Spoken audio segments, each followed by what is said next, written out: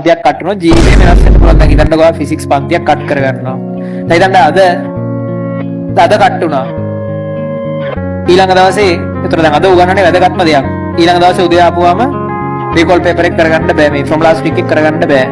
උගන්වන්නේව තේරෙන්නේ නැහැ. මානසික වැටෙනවා. මානසික වැඩිලා ඊට පස්සේ තේරෙන්නේ නැති හින්දා ඉගෙන ගන්න බෑ. ඉගෙන ගන්න නැති හින්දා තේරෙන්නේ නැහැ. රෙකෝඩින් එකක් මිස් වුණා කියන්නකෝ. කොහොමම යනවා. ටර්ම් ටෙස්ට් පේපර් එකේ ලකුණු අඩු වෙනවා. පන්තියේ පේපර් වල ලකුණු අඩු වෙනවා. ඊළඟ වලට F තමයි. ඊට පස්සේ අනිත් එකත් ෆේල් වෙනවා ෆිසික්ස් පෙරේද.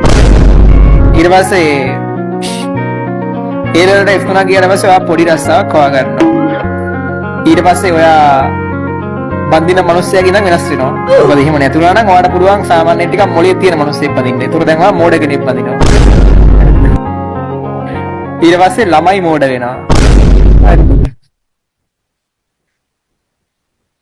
ඔහොම ගිහිල්ලා අන්තිමට මෝඩ ජෝඩියෝ වගේ ඉන්න තියෙන්නේ. ඒ නිසා මේ පන්ති කට් කරගන්න එපා.